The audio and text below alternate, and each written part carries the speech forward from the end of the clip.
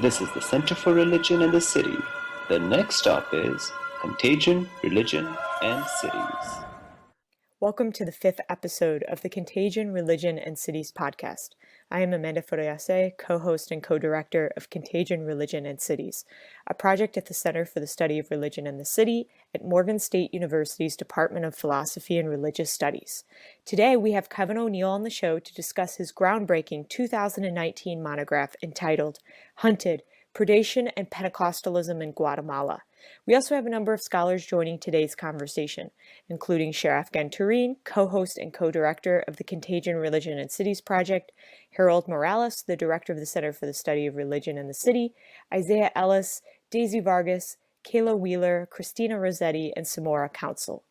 Isaiah will start the show with a brief overview of Kevin O'Neill's work.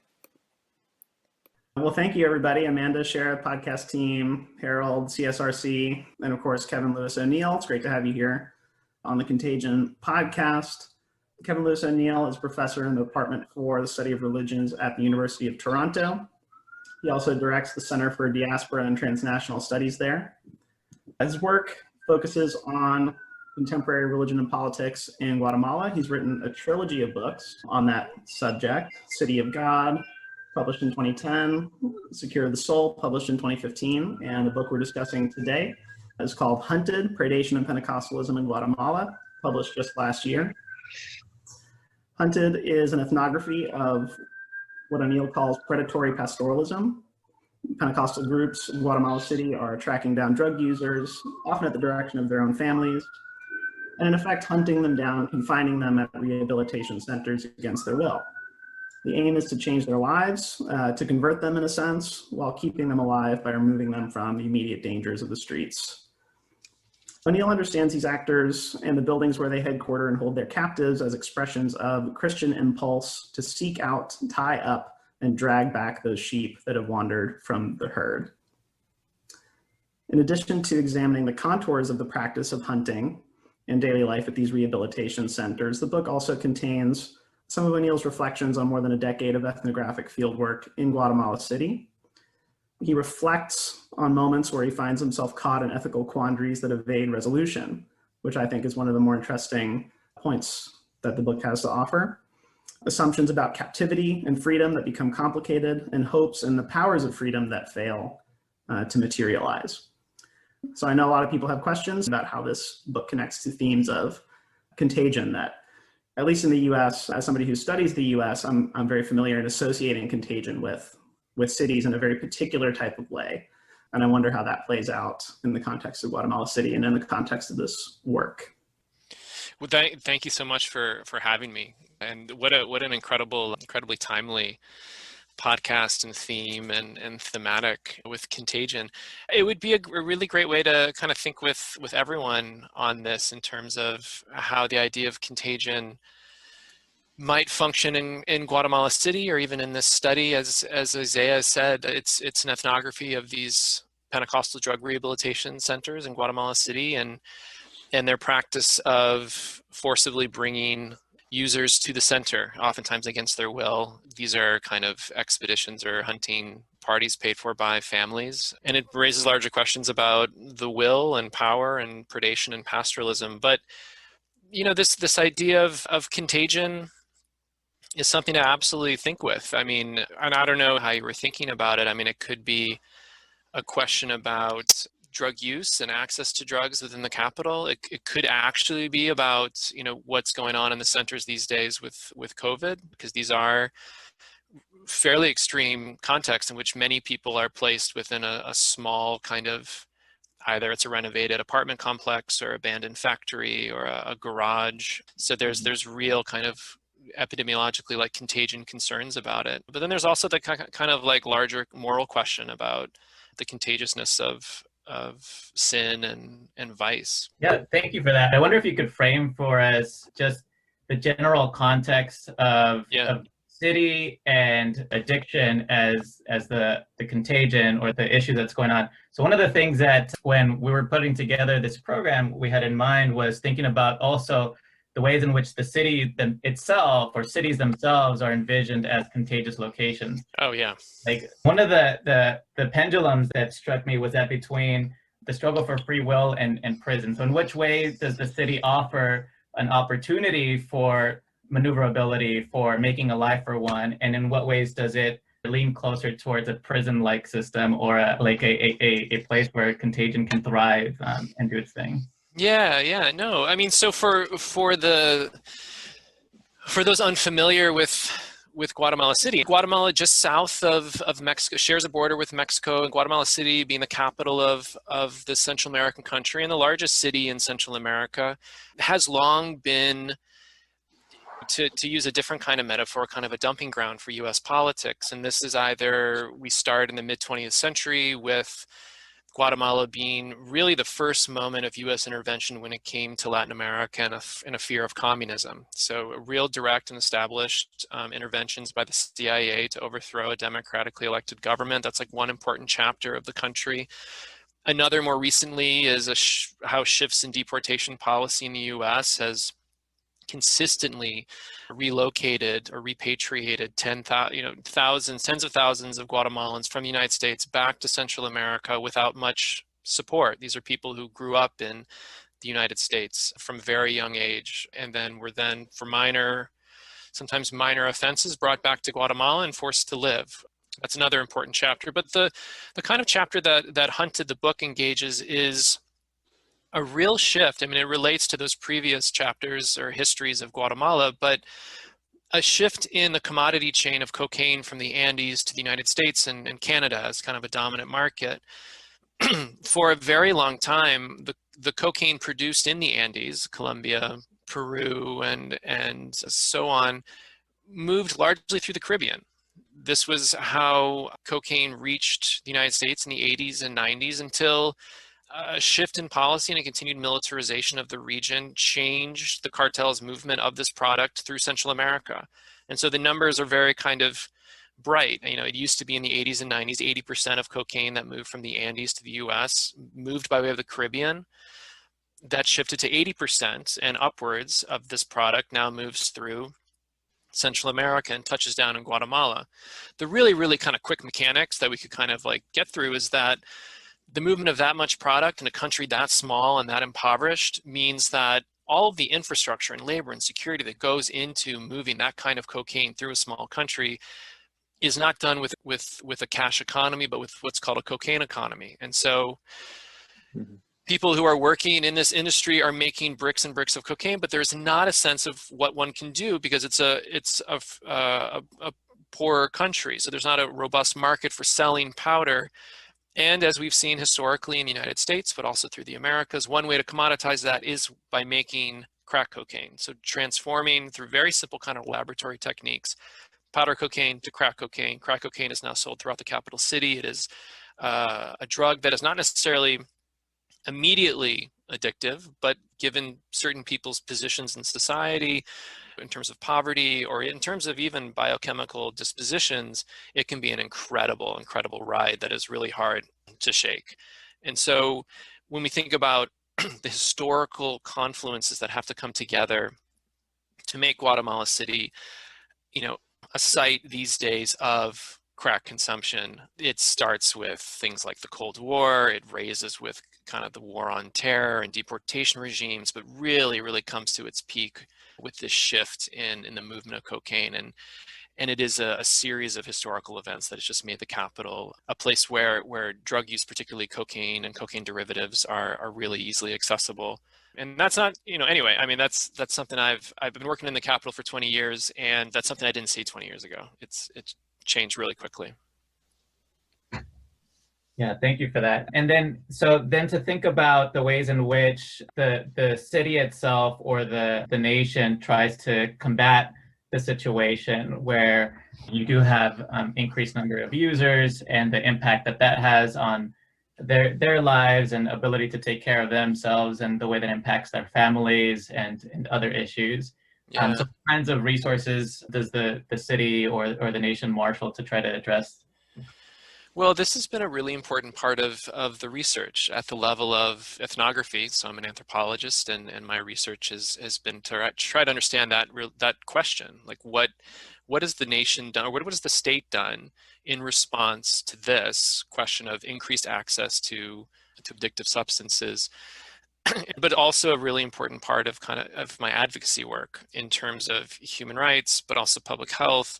What kind of services are available? I mean, the short answer is that the government of Guatemala has not been in a position, or it has not put itself in a position to provide a proper public health response. And what has emerged, and this is kind of a consistent thread throughout my research, but what has emerged is vibrant Christian community in Guatemala. Estimates say that this once Roman Catholic country is roughly half Pentecostal charismatic Christian right now.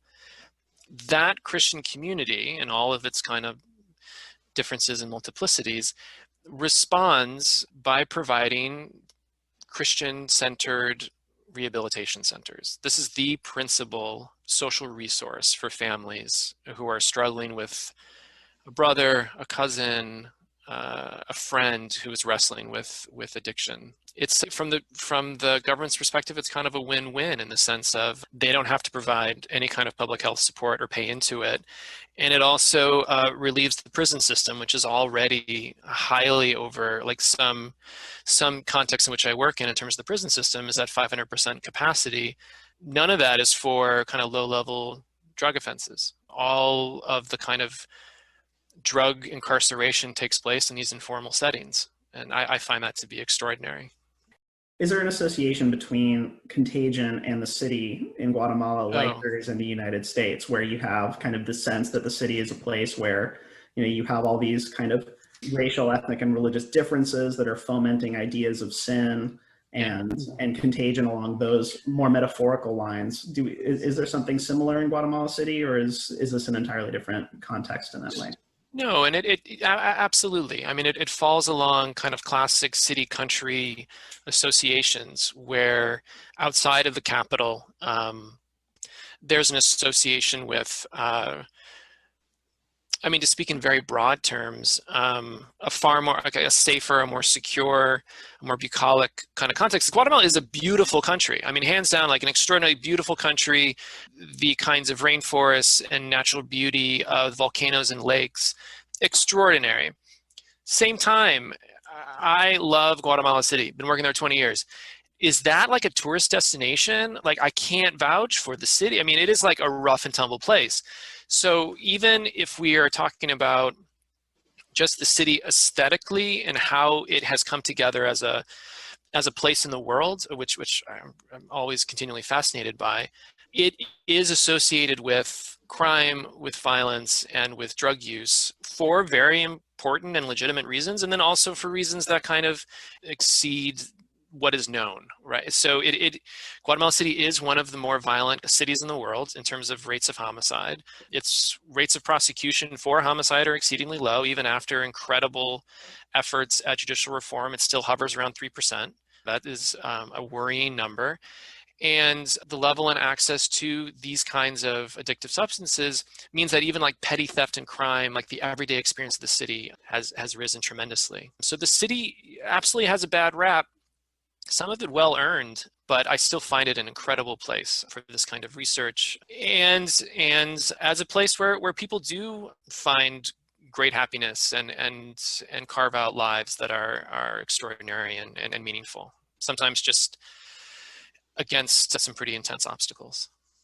I wonder if you could tell us a little bit about your experiences going in and out of the city. I'm really curious as to know, like, what brought you to Guatemala in the first place? Yeah, sure. I mean, this is beyond the scope of this podcast. Like, I have two research agendas right now, and one is on traffic, like studying the traffic of Guatemala City. In terms of public transportation, I could talk forever about it. I love it because it's like at the center of what it means to have access to the city. It's also the extortion regimes are just brutal right now in terms of how you navigate the city and at what cost and what price. And like, there's no no more dangerous job right now than a bus driver in Guatemala City because of abortion, and the consequences are extraordinary. In terms of like navigating the city and going in and out, I mean, I'll be honest, like I rarely leave the capital. I mean, it's like when I show up, like I'm usually there 3 months a year. COVID is really a bummer. I can't at like an existential level, like I just can't do the work right now. But soon enough. So when I exit the city these days, it's for an entirely different project that gets me to Shela and their prison there. But the navigation within the city for me has been extraordinary. The number of personal cars or privately owned cars has quadrupled in the last 15 years. The infrastructure hasn't moved at all. As you know, Harold, the traffic is just like mind-bogglingly like frustrating. And so how people navigate that city that way is, for me, an important political question that kind of exceeds the religious. You mentioned like how did I get into Guatemala? I don't know. I mean, sometimes anthropologists have these like tremendous like stories. I don't know. I mean, I guess in 98, so 98, I got a research grant to spend the summer in Chiapas in the kind of conflict zones and do some human rights observation work. I mean, this was kind of later in the conflict with the Zapatistas, but that was like my first long-ish, kind of like 3-month stay, which is not huge, super long, but I bust out from Guatemala from there. And that was like my first kind of point of reference. And so then when I started pursuing, I guess like 2 years later, I was back and pursuing kind of graduate research, and my interest in like religion, violence, and democratization. Guatemala was like a really important place for these themes. And someone was like, you should go back and check it out. And I returned in 2001, I suppose. And like, in a pretty optimistic moment, briefly optimistic moment in Guatemala's history. It's 5 years after the peace accords were signed, which ended Central America's longest, bloodiest civil war, a 36-year genocidal conflict. And there was a real hope in terms of democratization, a move towards the global free market. It seemed ripe for a study of what I eventually did, which was about a mega church that is super optimistic. Yeah, I kind of had a question too about how the healthcare situation is in the city and how Guatemalan communities are accessing, but like, and I'm thinking specifically about like biomedicine. Yeah. Hospitals. Is there a sense of distrust there? No, I mean, so within the community, so these centers, so just roughly, these centers in the capital serve like the working poor and those with very limited means. And it's not as if drug use is necessarily a medicalized condition in a way. So to go to seek out a doctor, it's not an intuitive move. It's a deep moralization of drug use that doesn't require a doctor. It certainly doesn't require a priest, but it requires a context in which there can be a very bright before and after, where the possibility of radical transformation is possible. And within Guatemala, that context is oftentimes Pentecostal. Mm-hmm, mm-hmm. Like people are looking for really bright changes, and that's not going to happen biomedically. That's going to happen with a miracle. And that's in terms of how these centers function. The book itself kind of goes into great lengths about the quality of the therapy offered. Certainly wouldn't resonate with how we would anticipate either like a functioning 12-step program or any kind of detoxification process or anything related to kind of biomedicine or strict biomedicine. It's not necessarily recognizable in that sense. Instead, the real impetus is to definitely bring a loved one off, take them from the streets. So put them into a safe place, which is inside a semi-fortified context where they cannot leave or he cannot leave. Now that's then extended to the idea that this person will sober, this person will stop using because they're inside, but they can also be placed in a position where they can kind of become open to the possibility of a transformation, whether it's a miracle, whether it is Jesus touching their heart, whether it is some sort of Pentecostal moment of change. And that's that's where the waiting, that's where the kind of the idea that someone could be inside a locked context for 3 months, 9 months, over a year, waiting for that transformation to happen. I mean, that's what can sometimes seem and appear extremely unfamiliar to like a public health context, and also really, I mean, rightfully so on many fronts, challenge like notions of human rights and personal kind of freedom. But it is kind of, I mean, I know like 3 months is quite long, but it does remind me of kind of like how public health might treat infectious disease, you know? Oh yeah. You know, like in some, right? So it's interesting. I mean, you know, it's, I guess the only difference would be, I don't get the sense, I mean, from the work that I've done, like I don't get the sense that the actual user is a contagion in the sense of a bad influence. Like that isn't as bright as you would expect. It's someone is not working, is stealing from the family, and is putting their life at risk.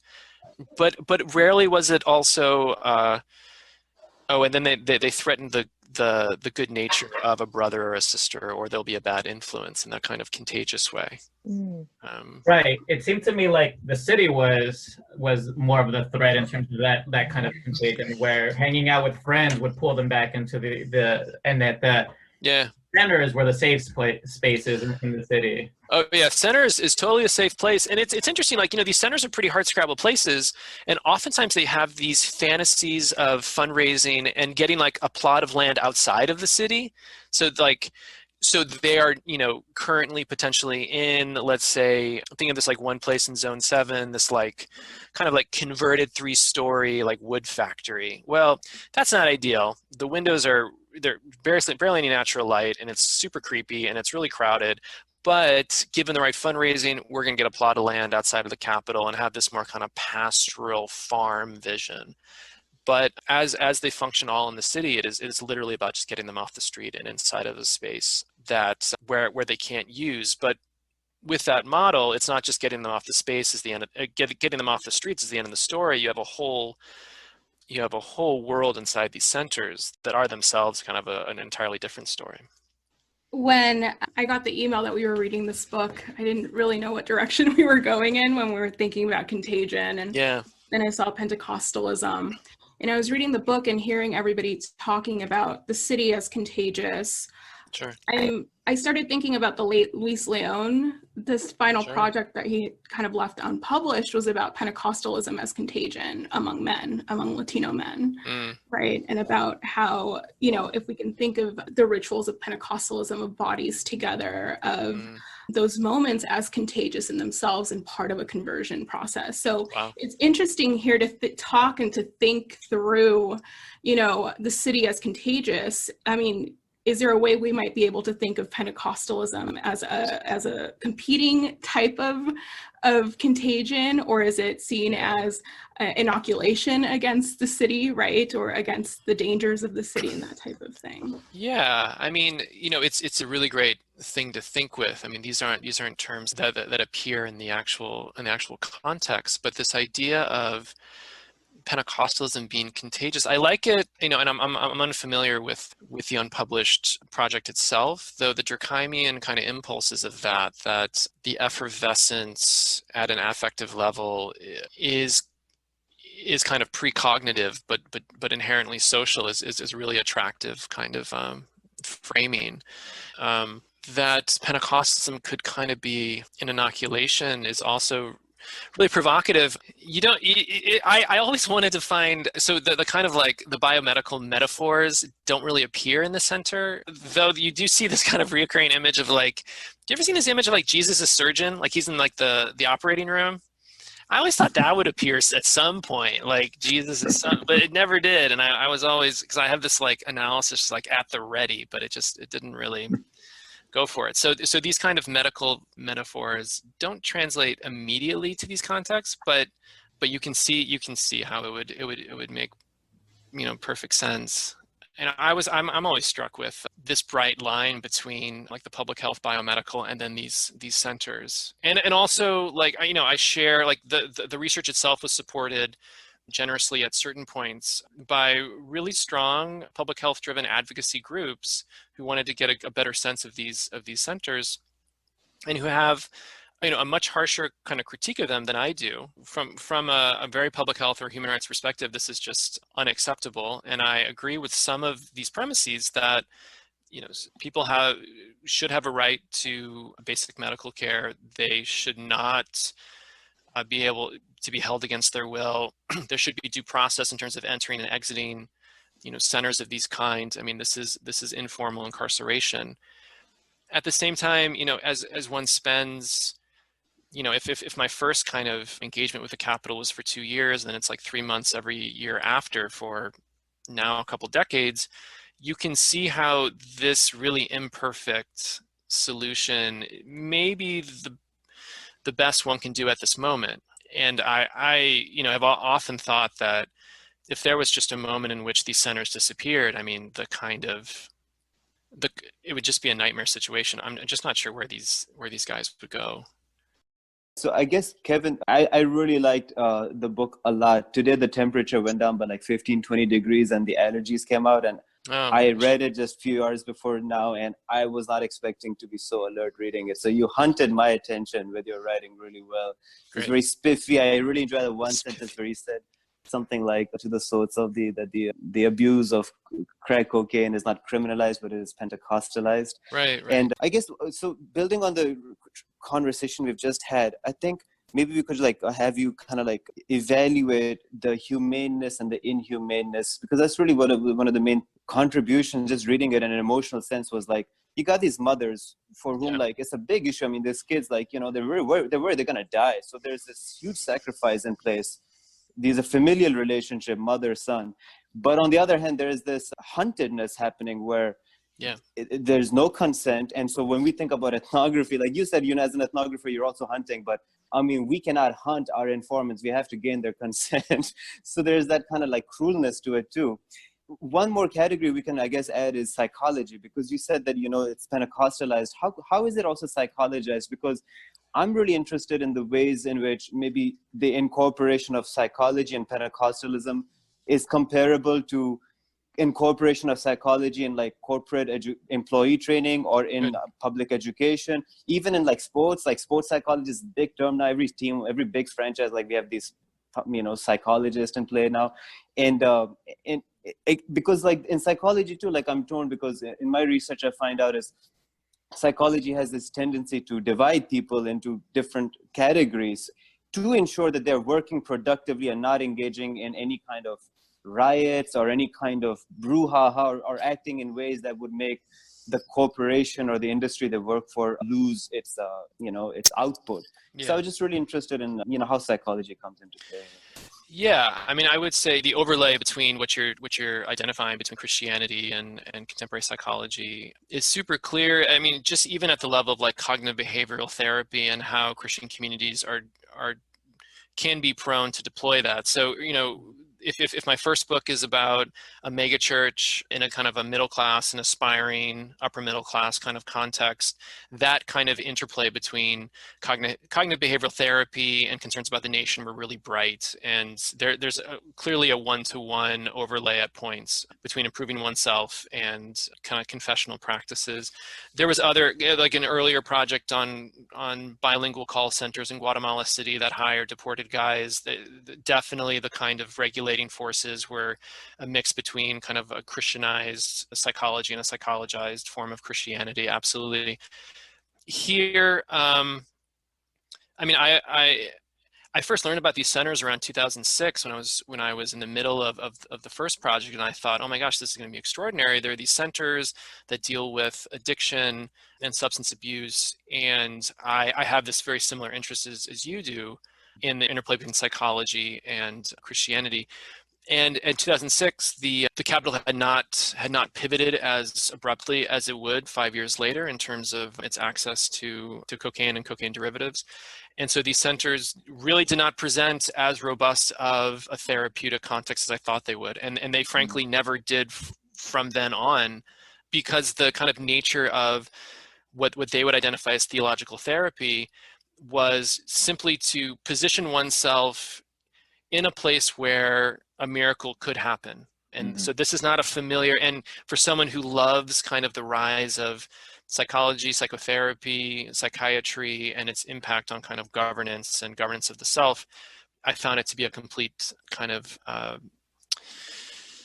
disappointment in the sense that, like, conceptually it just wasn't very robust. But what did emerge instead was this compelling dynamic about predation, this idea that although these sites could be seen in kind of the larger conceptual sense as places of abandonment where people are kind of left to do whatever, which is true at a certain conceptual level, and it resonates very well with kind of broader arguments in the social sciences and humanities about precarity and neoliberalism and abandonment and social death, it was ethnographically impossible to ignore the fact that people were holding other people very closely, very tightly, and seeking them out very deliberately, which was the very opposite of what scholars have been saying for several decades now. And that's what really grabbed my attention.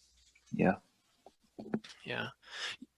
I think, I think you mentioned about the humaneness. Was that something? Humanity and inhumanity, I suppose. Yeah. Because you have relationships being torn apart in order to make sure the person doesn't die, which is like leaves you in a conundrum. How do you? Yeah, I mean, it's in terms of, there's kind of an emerging standards syllabus about the anthropology of care, and that it's about like medical, like it's a medical anthropology, it's about humanitarianism. I always imagine Hunted could be like taught in week 12 about like tough love. I mean, this is very much, these are acts of love to have your. Sometimes it's about retribution. It's about, for those who are familiar with people who are using and can't stop, they can be really, really trying and challenging. And so the idea of being able to pay someone to have them dragged into a holding cell for as long as you'd like is really compelling. But at the same time, these are acts of love and care. And that's what makes it fundamentally Christian. And that's, when I get pushback about, are these centers really Christian? Is predation really an aspect of Christianity and pastoralism? I always return to the kind of fundamental aspect that, this is a genuine act of love and care to pay someone the money that you have to go out, chase them down, drag them back. It's brutal to see, though, when I engage with the families themselves. I mean, it's a beautiful gesture. Yeah, we have a question from Semora. So I'm assuming, Semora, you want to just, she wrote it down in the chat box. Sure. How does the language we use, I guess, shaped the disparities you saw as an ethnographer and your role in it, and situating yourself, I guess, with all the other informants? How does language and how we discuss these issues? Yeah. I mean, I think when it comes to even just the language around hunting, I mean, that I found, like, just the very kind of, like, when we speak about, contagion may not be a term used within these communities, like hunting is a term.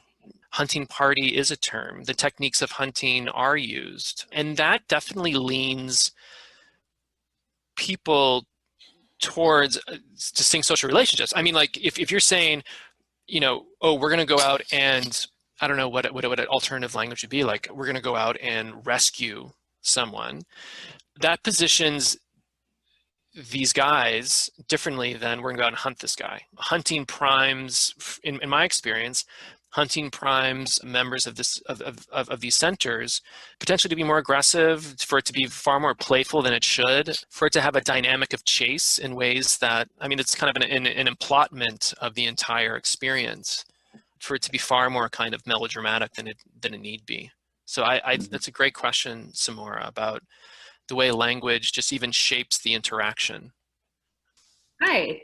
Thank you so much for writing this. I have a question that's kind of piggybacking off of Semora's question that thinking through myself and thinking of communities that are often viewed as dangerous, research, criminal, all that kind of, loaded language when people are looking at scholars who are doing ethnographic research. And I was wondering if you could kind of speak to that a little bit and talk about access, how you position yourself in the field. Oh, sure. Safety, like all of those kind of methodologies. Yeah, sure. No, absolutely. Absolutely. I mean, there's always there's kind of like two different questions, right? I mean, there's one about just the pragmatics of access and safety, which are always really important. And then there's the question of, I think, representation and framing, a vulnerable community that is oftentimes framed as delinquents or threats to society. In terms of the pragmatics and access, and just safety precautions, it's important that my first project was in this like very comfortable mega church in Guatemala City where my networks could begin to expand. I mean, there's no way I could have written this book as my first project. There's no way I could just kind of like started with these centers in any kind of legitimate way. Like Guatemala City is not gigantic, and so it's like not even 3 million people, but even the footprint is quite small. And so you begin to accumulate all of these contacts, especially if you're just focused on, for example, like Pentecostal communities. And so the kind of rapport or trust that you begin to establish with people is really important.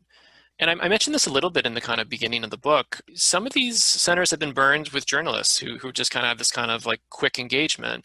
And it was quite clear, almost frustratingly so, that my engagement was for a very long time, and it was over multiple years in a kind of a longitudinal sense, and that was reassuring and allowed for like follow-up conversations about, you said this the other day, what do you mean by that? And that could take place over multiple years in terms of continued clarification.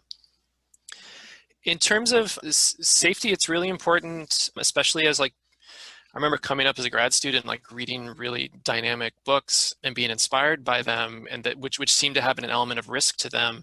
And it's really important to be clear with those coming up about just the general safety precautions you need to take with research projects. These centers, there's a continuum in terms of how safe the population is or how stable the population is. I worked for a very long time with a research assistant who now just finished his PhD and who we publish often together with, but he's from Guatemala. And so I would work with someone inside the center, but then oftentimes if I couldn't, I would have someone outside the center waiting for me, just because these places are off the grid and you are locked inside and things can turn relatively quickly. A lot of the precautions that I actually use for my prison research in Central America kind of carry over, which is an interesting observation, carry over pretty seamlessly to the centers themselves. Like you want to make sure that someone's outside, they know who you like, that you're in there, and they have like a call sheet that quickly escalates, like from a local contact at the area police station that escalates all the way to the embassy, etc., in case you don't come out.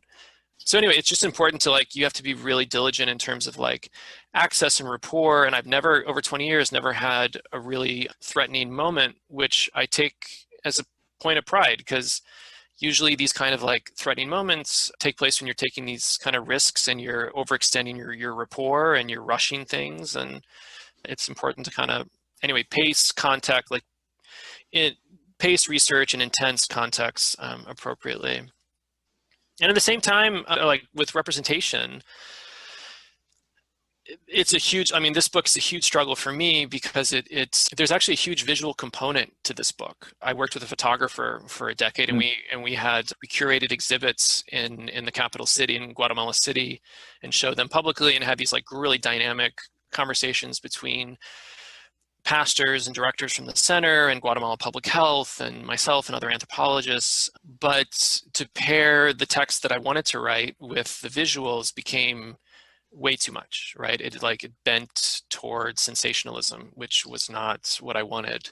And so the visual work actually makes up a book that will come out, that comes out within a few weeks or something. It's a bilingual photography book about these centers and the cultural production that takes place inside. So the kind of doodles and drawings and the kind of artistic work that takes place inside these centers. So I had to kind of just in terms of representation, separate the two projects because it just became too much.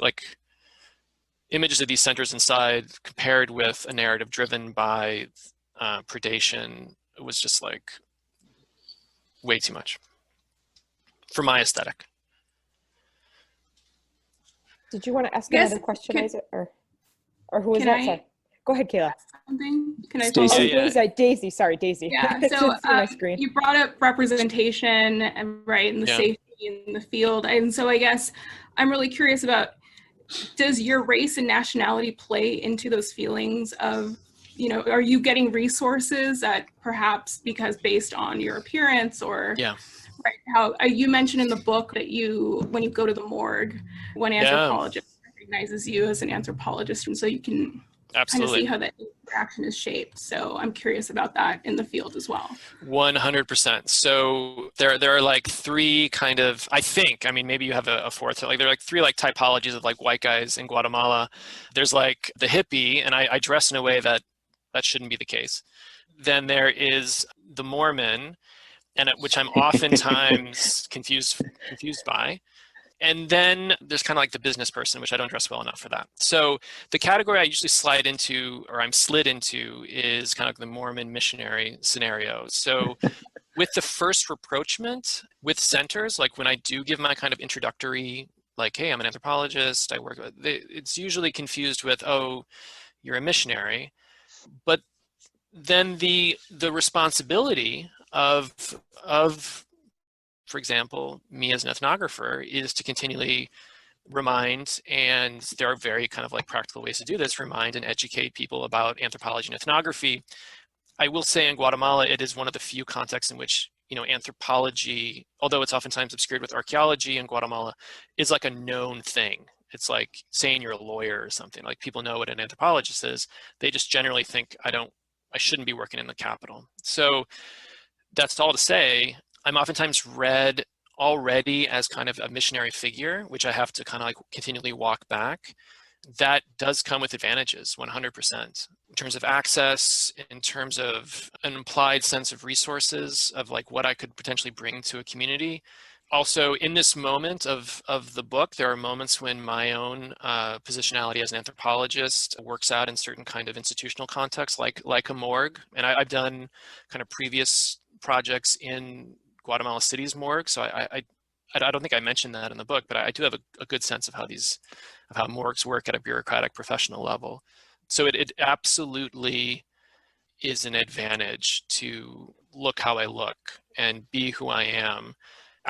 Currently I have a research assistant in Guatemala right now, and she oftentimes has really difficult times getting through bureaucracy, although she's a university educated anthropologist, because she's a woman and bureaucracy is just incredibly misogynistic, especially government bureaucracy. And so just to be able to navigate that as a man is an extraordinary privilege, but then also as an American, and it allows me to navigate spaces that others can't. So in the book, you talk about how you like kind of push the boundaries, or the ways in which the pastor is envisioned, or pastoral work, and and you use the image of the pastor with the staff and the hook, right? The crozier, and so like reimagining what that could mean or be like, and then but you also say it in the note right before you start the book. You kind of hint at some of the difficulties that you experienced personally doing the work, becoming part of these hunting parties. And then towards the end, when you're actually looking for someone who you think needs to be found, how you enter into the narrative as well.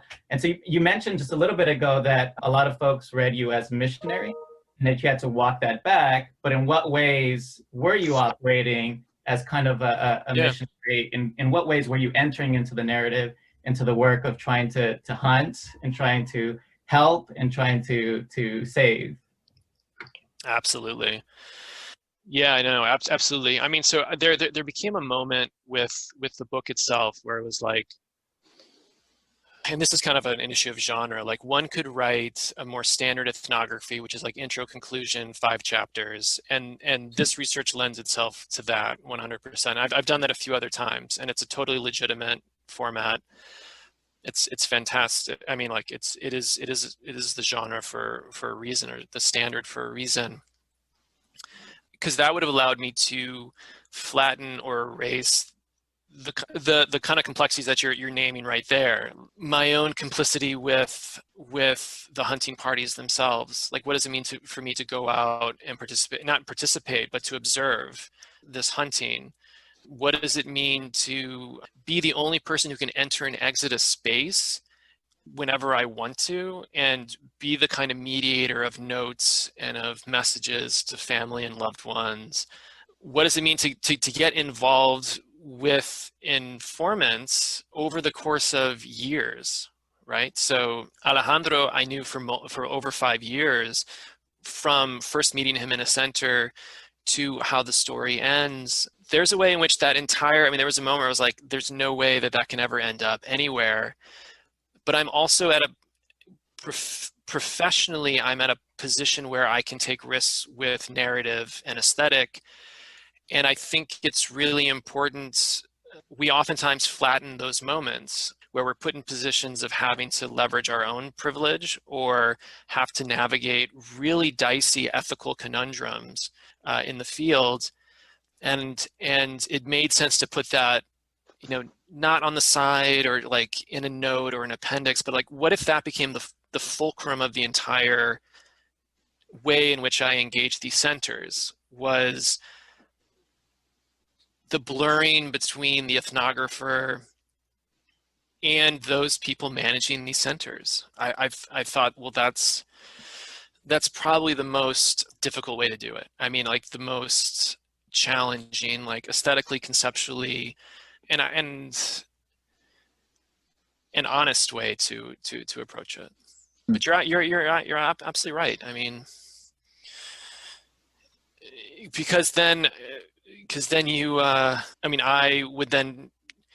people would then begin to recognize me as moving with this group of guys who are out to go pick up people, or you certainly would see me in the center when they would come back. So I guess one of the things that's interesting is that there's just like a constant kind of return of people who end up in a center, spend 3 months, leave the center without any real means to kind of sustain sobriety, end up back in the center. So there's a lot of coming and going, which modeled my own coming and going.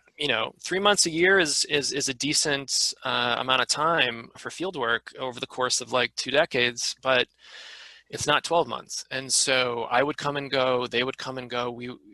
Different kind of people would kind of come in and out of my project, and I would come in and out of their lives. So yeah, the parallels in terms of temporality and entering and exiting, and also my participation in the group, got super kind of complicated.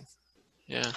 In terms of limitations, sure. I would say, yeah. One of anthropology and ethnography's increased self-awareness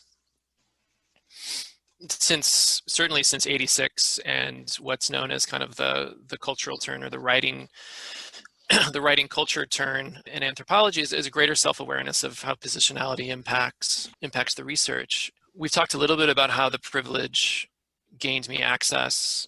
There are limitations, absolutely, in terms of what kind of parts of the community I can access. And one of the real limitations is my ability to engage women as a guy who seems to be kind of solo in Guatemala City. There can be suspicions about that.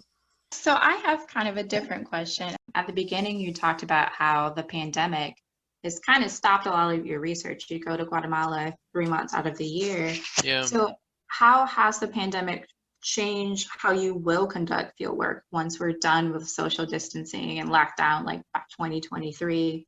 Or even how has it changed your understanding of ethnography as like this embodied experience? Like, are you able to do anything at all online? Yeah, well, that's interesting. So so the current work that I've been doing for several years now, as the rehab stuff has faded, is something on clerical sex abuse in Guatemala, with a focus on U.S. priests who were moved to Guatemala to escape suspicion and at times prosecution.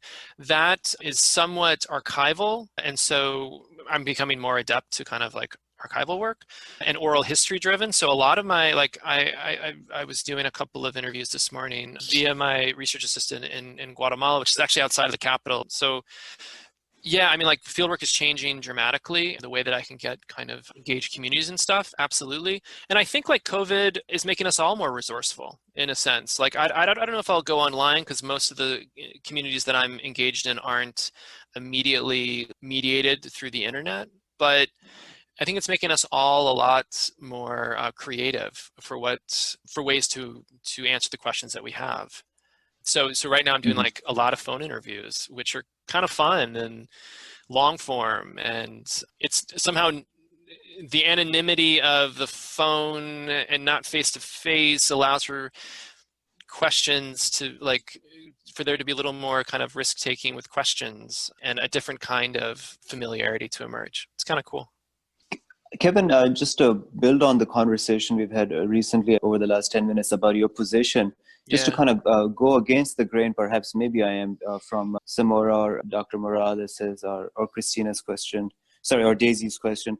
Could it be possible that instead of hunting, you might have also become hunted? Because it sounds like you spend all the time in the drug center. With the 3 months, you go back and forth between the people who are in the rehabilitation center. Makes me wonder, the question I ask you is, how did the women interpret you? Because you said they classified you as a Mormon missionary, almost kind of so did they see you as a hardworking man, or did they see you as a kind of a lazy guy who potentially I hear you. Yeah. Or was there a kind of a distinction between the kind of exposure you had to the bureaucratic side of the affairs as opposed to the domestic side? I just published an article in the Journal of Latin American Studies called Domestic Security, which engages this question about women's involvement with the center and the kind of affective labor that they provide. It's a really good question about how I might be perceived. You're asking how might I be perceived by women in this context? Yeah, what the women were doing, were they just kind of confined in the household, or were they working outdoors doing wage salary work? I mean, those are kind of tertiary questions, but primarily let's actually focus on this question about how they perceived you. Sure. Yeah. I mean, the Mormon thing fades pretty quickly, right? I think I do a decent job of establishing that I'm not Mormon. So, which is great. I mean, there's nothing wrong with being Mormon. Fucking do it, but that's not my scene. So I get past that threshold, then I'm an anthropologist, and this is my job. And part of the foray, the first kind of engagement is so what are you doing here? And it's a very clear answer of I'm oftentimes just trying to establish basic information about this industry so that action can be taken. The quality of these centers can improve. Without basic information, we don't know anything about this center and then this industry. And that's oftentimes the kind of first kind of connection that I have with presenting myself, because they're why are you doing this? There is something instrumental and certainly something functional about this. So when I collaborate with, for example, Open Societies Foundation, or when I collaborate with the United Nations and we're trying to think through what does it mean to raise the standard and potentially get the locks off the doors, we need basic information, how many centers are there? What does therapy look like? What are some of the conditions? And you mentioned the relative humaneness of these places. We need this information. And that's a conversation, not just me waltzing in and having, a clear sense of what's right, what's wrong, but it's, part of these art exhibits, these photography exhibits in Guatemala City that were curated, is to have an open public conversation about this. And just as a heads up, and I'll send you all, right now I'm curating an online exhibit that'll match this publication of this photography book.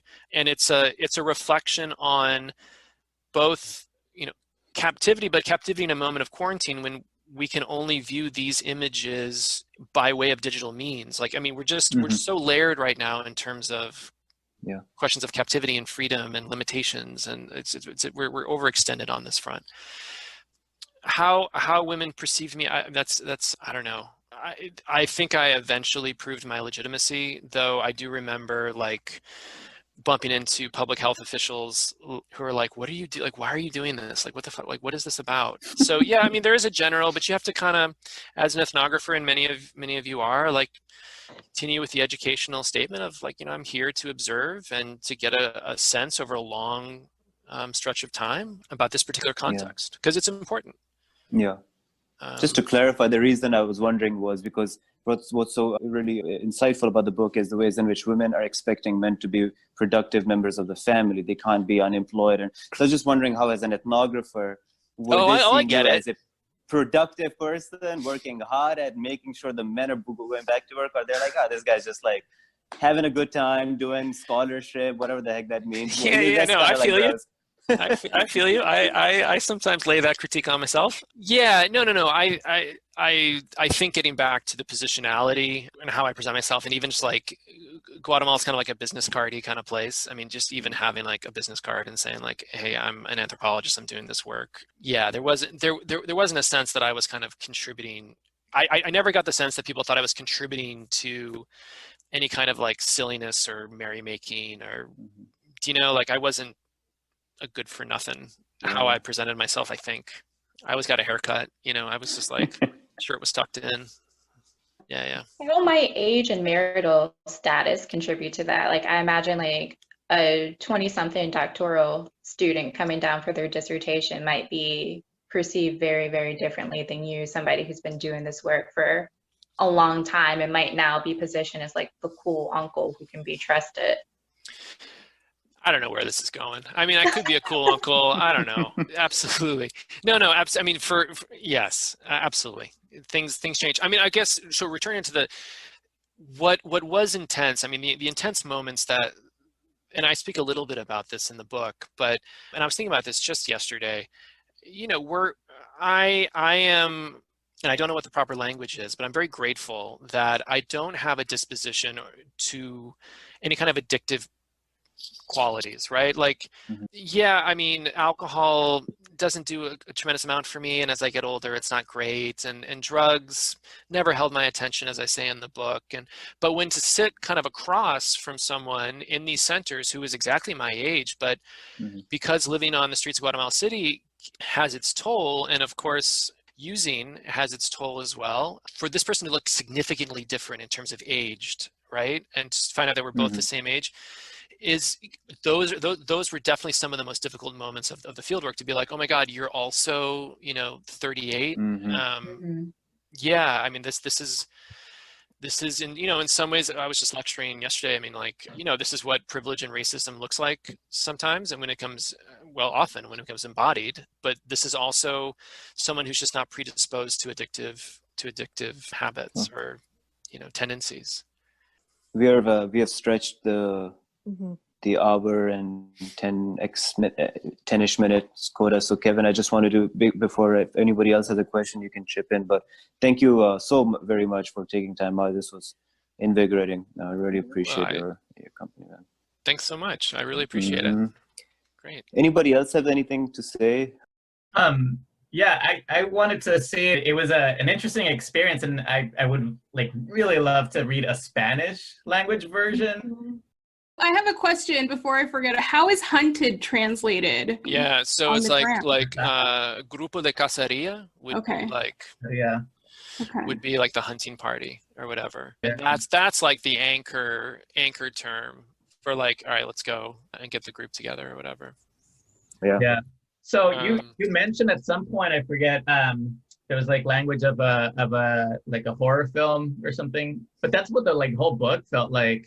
It was like a chase. It's like a continuous chasing. It was definitely on edge. You're totally right. So the kind of like intellectual stakes for me, or the aesthetic stakes or whatever, was like, I am really committed ethnographically to the idea that we can advance an argument.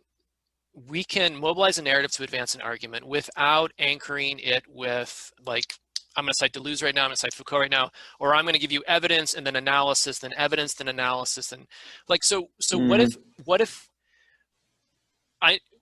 if we deploy the kind of techniques of storytelling to advance, like, so predation is of course a thesis, but it is also an experience of the book, as is captivity. Ideally, like the tempo slows down in the captivity section and it speeds up during the predation section.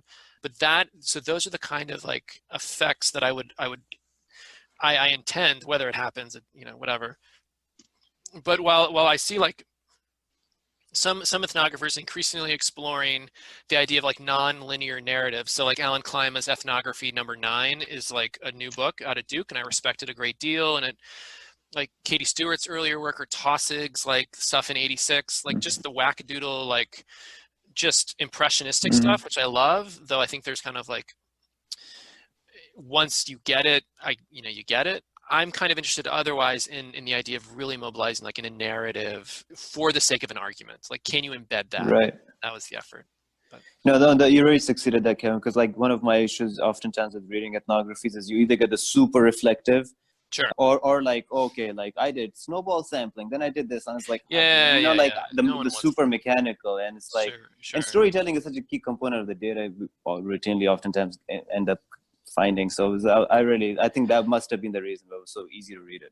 And I think we're in a moment, and potentially in terms of the discipline, though every single discipline has different kind of anxiety levels, that like we are self-aware of the trappings of narrative and positionality to a point where we can, I think, begin maybe to explore a narrative that can kind of like a beginning, middle, and an end, right? As opposed to like intro, conclusion, 5 chapters.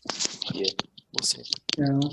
I also sort of feel like what maybe contributes to the effects that we're all kind of elaborating here is like the concepts of predation and hunting themselves are kind of like darkening the intellectual landscape, like introducing like really a sense of like the many forms of danger that are embedded in these contemporary environments that we're focusing on. So yeah, and it's supposed to be, I mean, predation, I mean, like this is like straight up language of predation.